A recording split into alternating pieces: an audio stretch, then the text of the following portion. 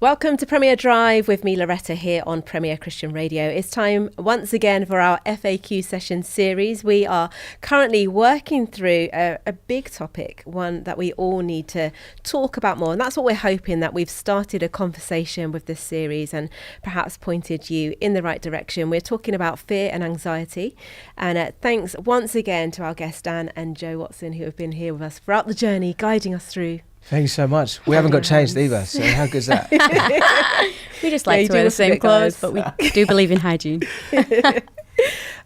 We have sort of modelled this on the book that you've been a part of, Fearfully Made, which is out now. Some great contributors on there talking about all sorts of topics. And we've kind of worked through the chapters of the book each week. And we've come to a big one, fear of death. Yes. And obviously we're alive at the moment. So there's parts that we don't know about that. But I guess really perhaps that's where some of the fear comes from. Yeah, definitely. I think there's a massive fear of the unknown.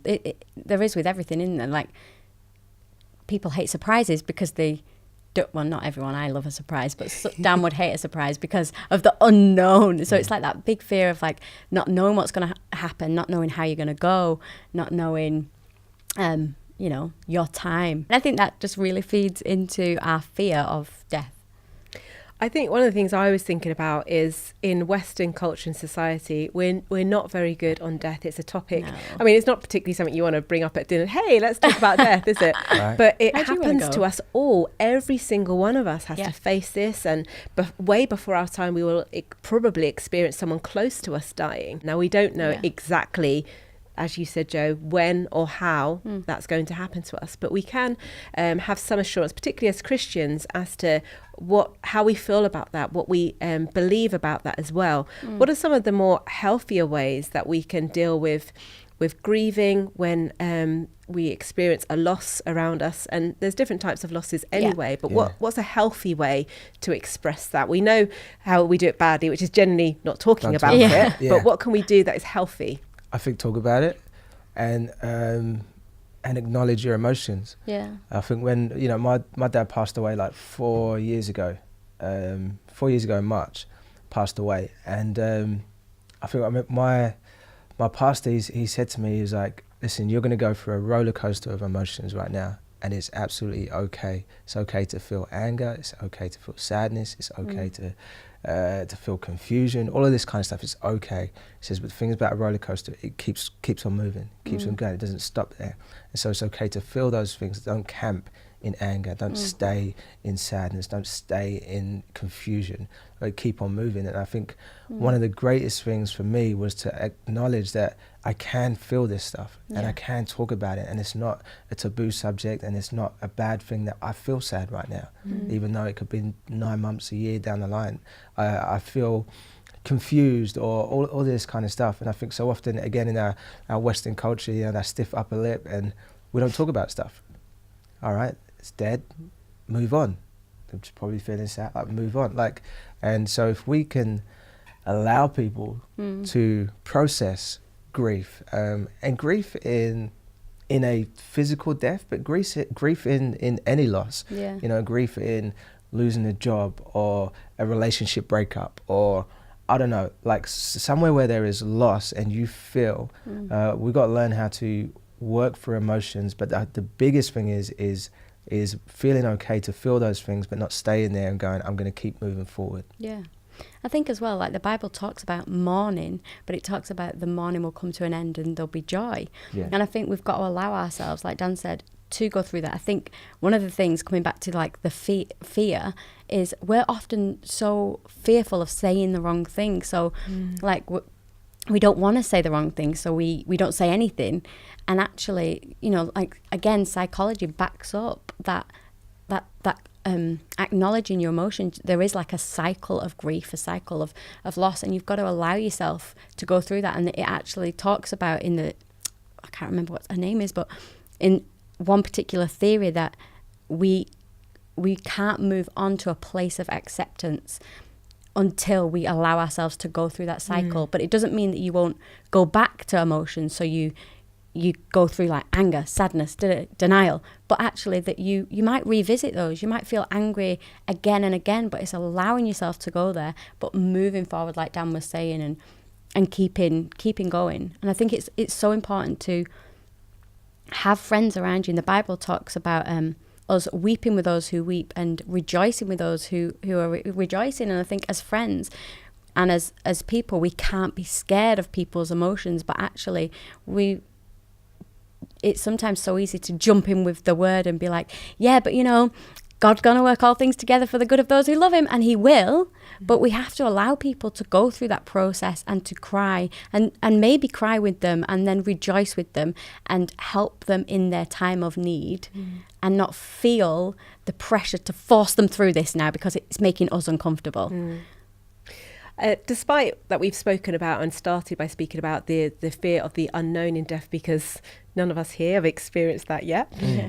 But what assurance can we have as Christians when it comes to us facing death? Well, I grew up with both parents being Christians and became a Christian from quite a young age. But I remember still having that fear of death, thinking, where am I going to go? Like, what if you hear so much about the day of judgment and God's going to look in the book of life, and is your name going to be there? Is he going to say, I knew you, good and faithful servant? Or is he going to say, I'm sorry, I never knew you?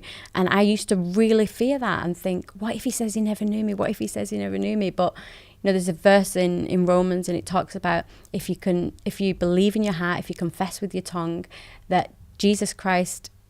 it says in Romans, if you believe in your heart, confess with your mouth, that Jesus Christ is Lord and God raised him from the dead, then you will be saved. And so that is where our assurance comes in.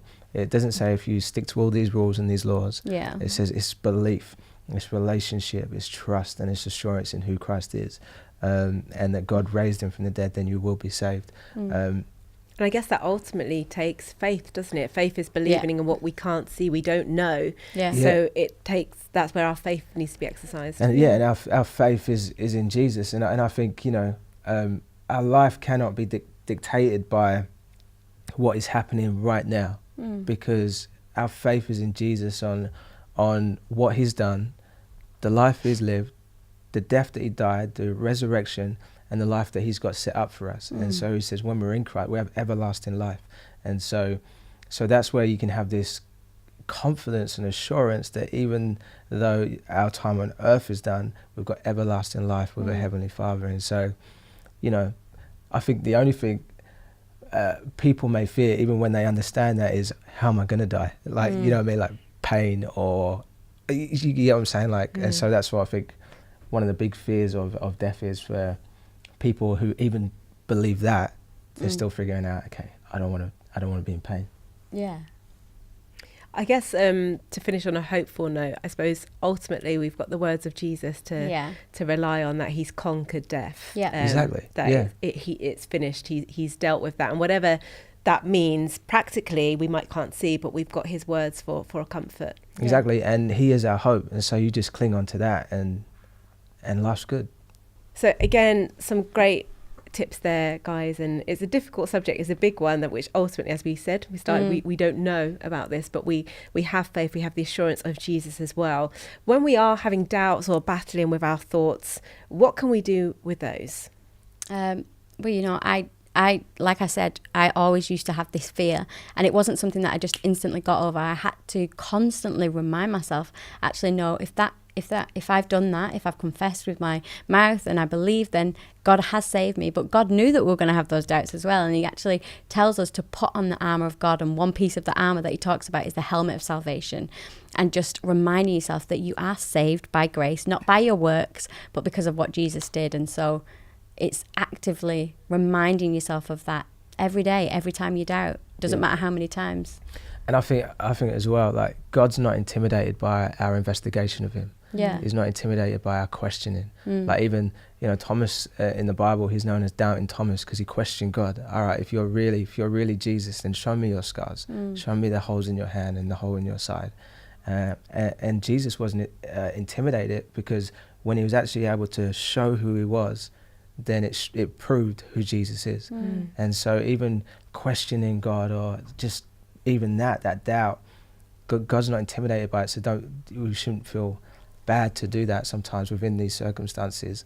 But God will prove who he is. He will prove how faithful he is. He will prove his word is true, and that, like it says, it's the firm foundation on which we can build our lives on. And so, Thomas went on to do amazing things for Jesus, and it's sad. I think it's sad that he's known as Doubting Thomas. He should be known as like Hero Thomas, or the one that took the gospel to the nations. You know what I mean? But I don't know how I'm going to finish that up, but that was it. We can all doubt.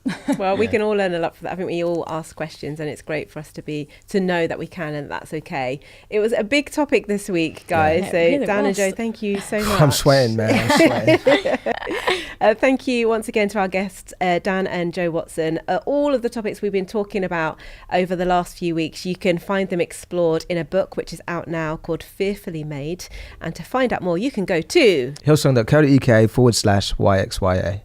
Thank you very much, guys. We're going to finish next week. That's our last one next week. And it's a different one, let's say. A really interesting one to finish on. Fear of God next week here on Premier Drive.